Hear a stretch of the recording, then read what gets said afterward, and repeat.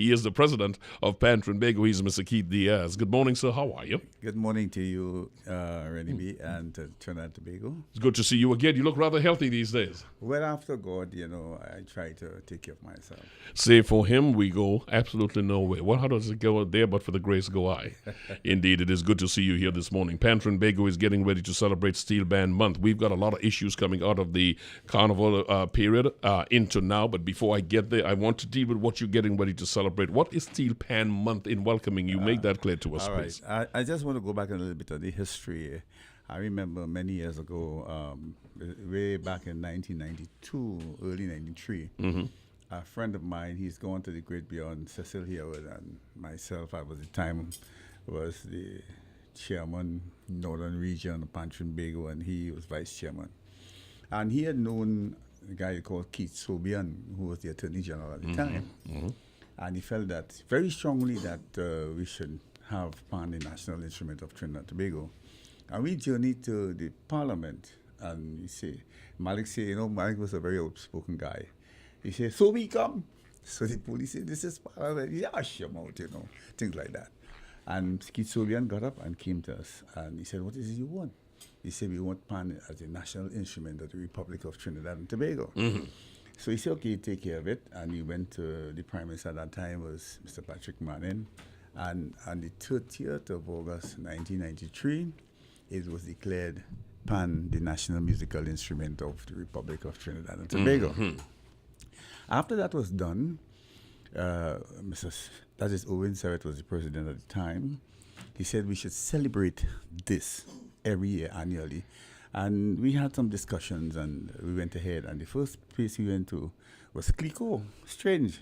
And the same Mr. Dupree and a fellow called Kenny John Siller approved 100,000 to the Steel Band movement to celebrate Steelpan Month. So we don't want to forget Mr. Dupree, because if he did that, Mr. Dupree did give the Steel Band movement $100,000 back then. And we continued the celebration, and we felt that this should be known to the nation. So we planned to have a few events. One was, and still is, the Stone. We, as a foundation organization, began in 1949 in August month. That's when Sidney Gallup and Oscar Pyle and some of the old fellows, Natalia and Krishlo, and they had a meeting in St. Paul Street, and they organized, there's a stone we put there to remember that. And they had this meeting there to organize the association. And it began there in 1949. In 1958, it was established in Trinidad and Tobago. That was the Trinidad Steel Bandsmen Association, making us one of the oldest associations in the country and in the Caribbean. So that's one. The second thing that happened around in August month is that when former Prime Minister Patrick Manning decided, people were complaining about Pan, we had to patent the Pan, but we couldn't patent the Pan, which is the 23.5, because that's already in the domain. So he went on with Professor Brian Copeland to get the G-Pan in place. And it was a secret. You had to keep it a secret, because if you didn't keep it a secret, you couldn't have it as a patent. So the Steelpan is patented in 62 countries around the world. And it happened in August. It was around the 12th of August years ago, when he invited us to the University of West Indies, and we saw the G-Pan, which is the 27 to 24. And it's from 17 inches in diameter to 27 in diameter. So now our country, Trinidad and Tobago, and the government pays for the patent is for how many years? 21 years. How many years has gone? So we have been meetings to verify those areas of the G-Pan. Again, in August, that happened. And we decided, well, in the celebration, we'll have bands play, steel bands play all over Trinidad and Tobago. And this year, what we want to do, as we have that, we have a church service which we began, that we'll have every year to thank God for whatever blessings we have in the Steel Band movement to guide us, strengthen us. And with that, the church services on the 6th of August at the Trinity Cathedral, where bands bring out their flags and we bless it and ask for guidance, because right now there's so much problems that we have, and so we're asking for that strength, that inner strength from the heaven, so that we could go forward. So the advancement that's coming out of this, the advancement that's coming out of this particular event this year is still the church service, and we have much more. All right. You mentioned just a moment ago the GPAN 24 and 27. Now, is that? I mean, in diameter. In diameter, Yeah. and what is? What is that? Is the basic pan is 23.5. Right. But we have a 24 now. We have a 24 in diameter. All right, so you got a wider pan in order to pattern it because the other one was in the domain and you couldn't interfere with that. I got but what we have a little secret, because Professor Copeland didn't just stop there. We have the experiment that he had for the steel, which is something special. So some tuners use different type of steel. But we have something now that is, we're keeping it a little secret because we're going in advance. I have to thank the tuners of Trinidad and Tobago. We have something else that other tuners outside the world, they're listening to what we're doing here. So you got a particular steel composition, a certain density, and that is what you fashion to. Yes. And that is what you're going to pattern. That happened by our Trinidad and Tobago Professor Brian Copeland. Fantastic. And that happening. So we have something in Trinidad that other people don't have. Mm-hmm. And we now trying to see how we could develop it. And we are in discussions at the Ministry of Finance to do something to advance the GPAN. Okay. And that is something that we feel very strongly that is good. And we tend to believe that Trinidad and Tobago can't do anything.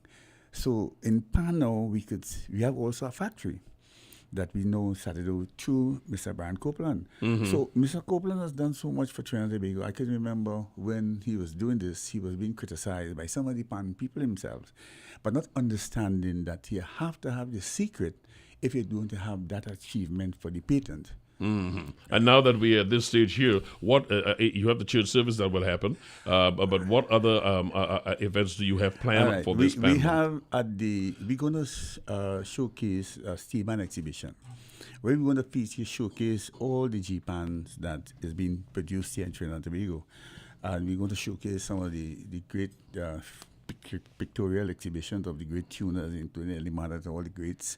And we have other things that we're going to showcase that a lot of people don't know. We also have the glossary of terms that we did with the Bureau standards, so that anybody who make any things related to the pan, we have that passed in our country. This is what we sat down and did as an organization. Mm-hmm. Now, I went in a foreign country, and a fellow tell me he have something to push back a note. This is what we use, a piece of wood that the tuners use. But he had a piece of steel, and the reason why you use wood, it don't damage the note because after it's made.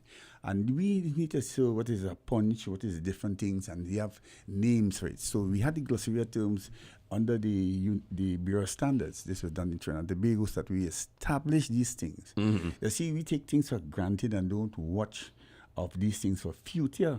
They are doing what they want to do on the outside, but we have to do what we have to do as a country. You and Pan Trinbago seeking to move this forward. Yeah. I've got to watch the interest of time. While it's always good sitting down with you, Keith. I also want to tell you that on the Brian Lama Promenade on the 11th of August, we will have the first exhibition. Then we go to San Fernando, the Harris Promenade, for a day from 9 in the morning to 6 in the p.m. And then we go in the east, and we got to find the location in the east sometime. I don't have that date ready, but I'll have it by next week. Mm-hmm. We also have the Davantil Parade, where we have so many steel bands. When nothing happens, we have things in Belmont. In different parts of the country, we're going to feature steel band activities. That is what I wanted to know, yes. And we have Panini Countryside happening in the country area down in Guayagari. That is going to happen all in Steelpan Month. So Steelpan Month is not just about this exhibition thing. You're going to have Steelpan activities. Mm-hmm. So this is why... Well, I'm encouraged at that, because part of the question that many folks raise is why is it we only hear about Pan Trinbago come Carnival or Panorama time? But clearly you were saying that more has been happening and more is happening and will be happening in this coming month. For that, we are very thankful. I want to take you into two areas here, just because I don't like things hanging on the side and forgotten about.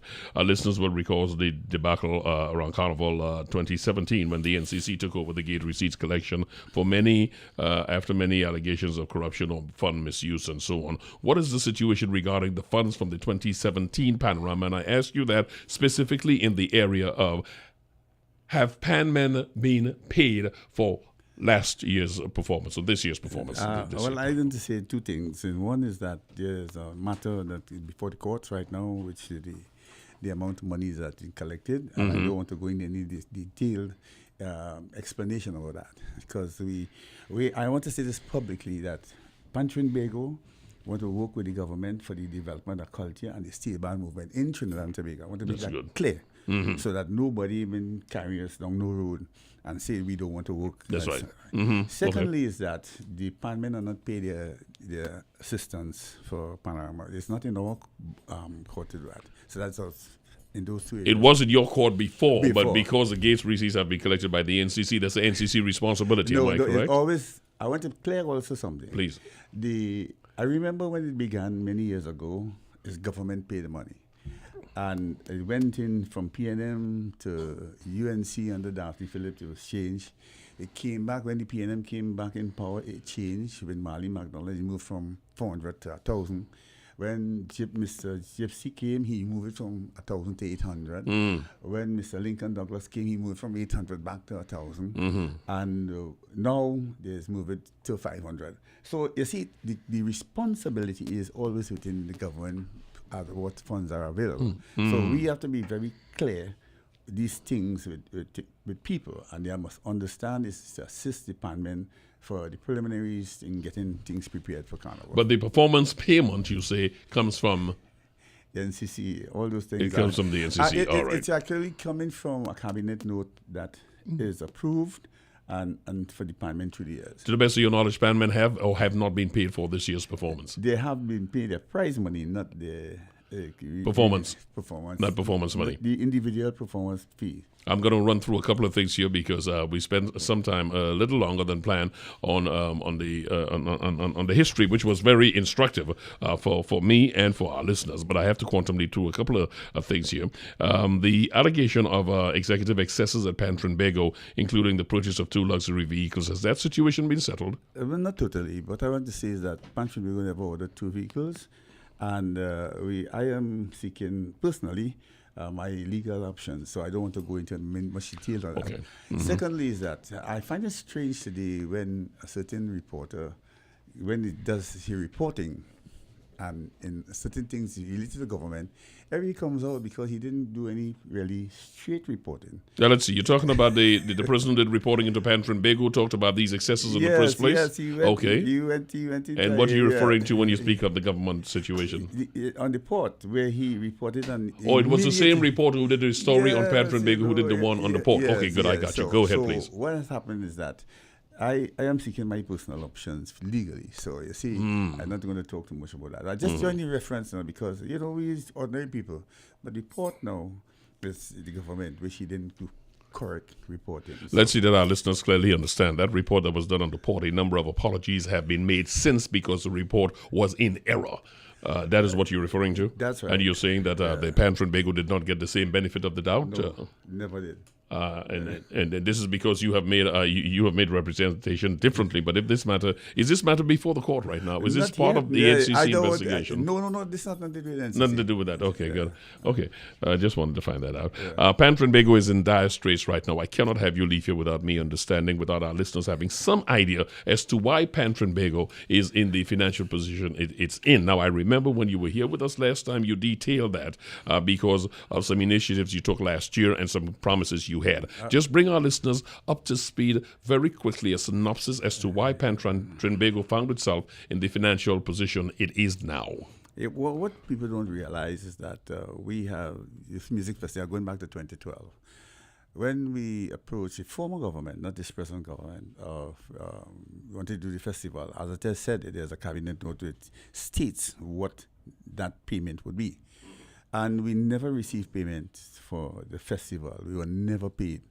We had to go and borrow the money to pay the Pan people when we were promised and our letters were done.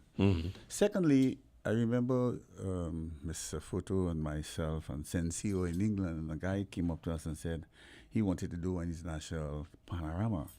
And we said, he said, it's a good idea. And in 2011, we came back home and we began the process. And we wrote the former government and told them that we should do this at a conference and panorama for the country. And we took 12, 13, we were planning for 2014. Our budget was at the time was $30 million. They said they would talk to us and so on. They asked us, that is under former minister. And I even had a meeting in cabinet, the former cabinet members and colleagues explaining the whole position about the Panorama, the International Panorama Conference. We were asked to postpone it to 2015, which we did. And in the set up a 5-man committee to deal with that aspect of it. But at that time, we were never told that they would cut the budget. And just a few months before the election was on the 7th of September, 2015. We got approval just about 2 months or 2 months and a half before, after plans were made in preparations for that. And we up to the date, we only received $12 million from the forum. And this is to get a budget of your planning, and just cut your budget and bring it to $12 million. People were invited as far as Australia. People came from Japan. You had already incurred the expenses. Part of it. Because the prizes and so on, a lot of things were in preparation for that. And at the end of the day, we had a deficit of $9 million. This is, so this is some of the areas that we found ourselves in. But I want to show the benefits. People are not talking about the benefits. We are the only cultural organization in Trinidad and Tobago and the Caribbean that ever had a conference talking about steel, and we have it all recorded. It is recorded probably for the history of our country for the next 20, 30 years from now. And a lot of things came out of it positive. And we have that. We also encouraged for the first time, people came from Japan, from England, from Canada, from the United States, and from the Caribbean to Trinidad and Tobago to perform in Trinidad. It was a great thing. But, people not looking at these things, they take it as nothing. And we face that, and we face that in a very rough way. So I am not making excuses, but we try hard because we never did that before. So we achieved that. And it's something that I hope that in the years to come, we will see the virtue of that, what we have done, because it is recorded in film, and also recording on video and so on. And we have that as a record, as a history. We could move forward. We've done something. Keith Diaz, you can take comfort in the fact of something that has been said. Many a day was made famous because seemingly nothing was done the day before. Folks were preparing. So you can take comfort in that, knowing that your hard work itself, all that has been put into it, and the fact that it's documented and folks can look as to the perception and the direction of PAN internationally is documented, and the discussion is there for all to go to at any time they want. Yeah, another thing is that why in years to come, we have the GPAN. We can now sell the GPAN and have employment for tuners, arrangers, people in our country. We're talking about revenue, foreign revenue to come in. If we sell a pan is being sold for a certain amount of money in the United States, 3,000 and 4,000 US, we make that GPAN here and sell to schools. We are pushing that the government of the day, and I'm talking to the Minister of Education, who is really a pan person, that put the GPAN in the pan schools. We have the PNM did that to make PAN in the school systems. We have a PAN in 118 schools, and both governments, which is PNM and the UNC, Mr. Gopi Singh and Mrs. Manen, they both made sure that PAN remain in our school systems in Trinidad and Tobago.